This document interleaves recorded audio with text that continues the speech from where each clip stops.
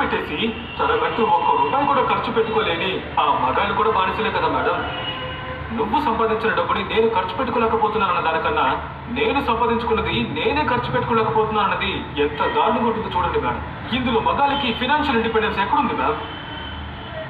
అదలా మేడం, ఈ దేశంలో డబ్బునంటూ ఒకటే, కానీ అది అమ్మాయి సంపాదిస్తే సాధనగా, ఒక అబ్బాయి సంపాదిస్తే బాధ్యతగా తీసుకుంటున్నారు. నువ్వు మగాడివి, నేను ఆడదాన్ని, నువ్వెందుకు నాకు లేచి సీట్ ఇవ్వాలి, బస్సులో కూర్చో, నువ్వు నేను సమానం అని చెప్పడమే మన ఫెమినిజం. నువ్వు మగాడు, నేను ఆడదాన్ని, నుంచున్నాను చూడు లే, ఇలా చెప్పడం సూడో ఫెమినిజం. ఇక్కడ పురుషాధిపత్యానికి స్త్రీ ఆధిపత్యానికి అంత పెద్ద తేడా ఏం తెలియడం లేదు మ్యామ్. మాకు నిజం చెప్పాలంటే ఈ పెళ్లి విషయంలో ఈ 50-50 అనే విషయమే లేదు మ్యామ్. నేను వంట చేస్తాను, నువ్వు అట్లు తోము, నేను ఇడ్లీ చేస్తాను, నువ్వు పచ్చడి చేయి. అసలు 50-50 ఇది కాదు మ్యామ్. నువ్వు 30గా, నువ్వు 70, నేను 30గా ఉంటానని అర్థం చేసుకుని, అది తెలుసుకుని బ్యాలెన్స్ చేసుకుని జీవించడమే మ్యామ్ నిజమైన 50-50.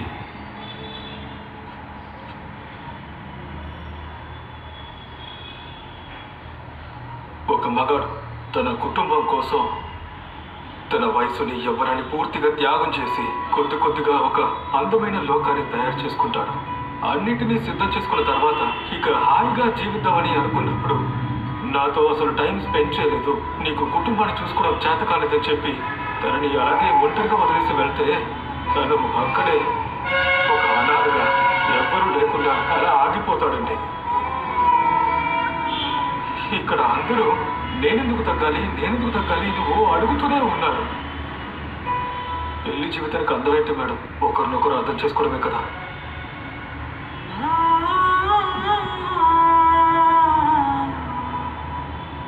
శివ, మీరేమన్నా చెప్పాలనుకుంటున్నారా?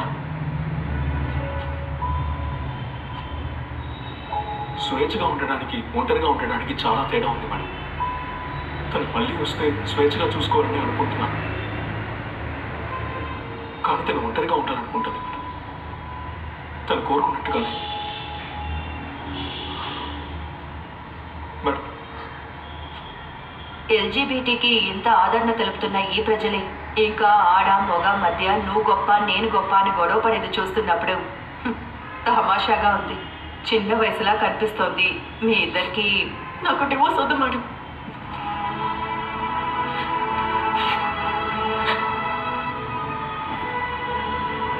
వాళ్ళు చెప్పినవని నేను న్యాయమని ఒప్పుకోవడం లేదు.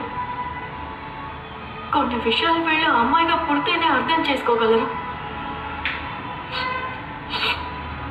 ఇప్పుడు కూడా నేను క్షమించి ఒకటిగా కలిసి జీవించలేను, కానీ నాకు ఇప్పుడు డివోర్స్ వద్దు మేడం.